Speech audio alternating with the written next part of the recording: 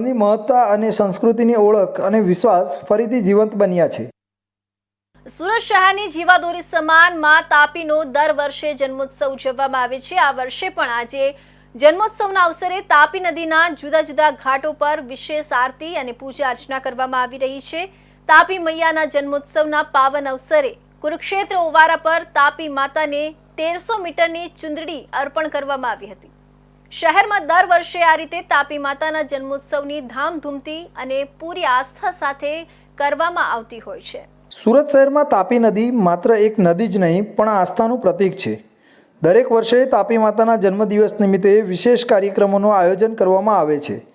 આ વર્ષે પણ સુરતના કુરુક્ષેત્ર ખાતે ભવ્ય ઉજવણી થઈ હતી, જેમાં તાપી માતાને વિશિષ્ટ રીતે 1300 મીટરની લાંબી સાડી અર્પણ કરવામાં આવી હતી। આ કાર્યક્રમમાં સ્થાનિક રહીશો ઉપરાંત વિવિધ સંસ્થાઓના સભ્યો અને તાપી નદીના ભક્તોએ મોટી સંખ્યામાં હાજરી આપી હતી। કુરુક્ષેત્ર ખાતે પવિત્ર તાપી નદીના ઘાટ પર ભક્તિભાવપૂર્વક પૂજન વિધિ યોજાઈ હતી અને ઢોલ નગારા, ભજન અને તાપીના જયઘોષ સાથે સમગ્ર વાતાવરણ ધાર્મિક રંગમાં રંગાઈ ગયું હતું।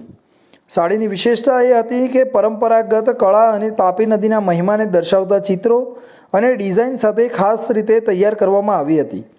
આ સાડી તાપી માતાને સમર્પિત કરીને નદીને એક માતૃત્વ રૂપનો માનવાનો સંદેશ આપવામાં આવ્યો। ઉત્સવમાં બાળકોથી લઈ વૃદ્ધો સુધીના લોકોએ ઉત્સાહભેર ભાગ લીધો હતો। તાપી નદીના રક્ષણ અને સ્વચ્છતા સંદેશ સાથે વાતાવરણને જાળવી રાખવા લોકોમાં જાગૃતિ ફેલાવવામાં આવી હતી। આજરોજ પૂજ્ય મોટા સૂર્યોદય ઘાટ ઉપર માં તાપીના પ્રાગટ્ય દિન જન્મોત્સવની ખૂબ જ રંગેચંગે શહેરીજનોની ઉપસ્થિતિ સાથે રાસ ગરબા અને ભજનોની સાથે રમઝાન પ્રત્યે પૂજા અર્ચના કરવામાં આવી, ચુંદડી અર્પણ કરવામાં આવી। પરમ પૂજ્ય સંત શ્રી સંતરામ બાપુ રામમદીના અને પૂજ્ય કથાકાર ભગત બાપુ તુલસીદાસ મહારાજ અને જાગીપુરાના પીઆઈ શ્રી કોર્પોરેટર કુલાલસિંહ, માજી પૂર્વ સ્થાયી સમિતિ ચેરમેન અનિલભાઈ ગોપલાણી, પૂર્વ કોર્પોરેટર રાજુભાઈ, ગોપાલભાઈ વગેરેની ઉપસ્થિતિમાં ટ્રસ્ટી મંડળ અને સૌ સંતોની ઉપસ્થિતિમાં માં તાપીની પૂજા અર્ચના કરવામાં આવી છે, જે દક્ષિણ ગુજરાતની અસીમ આશીર્વચન અને સમૃદ્ધિ માં તાપીને આધારિત છે।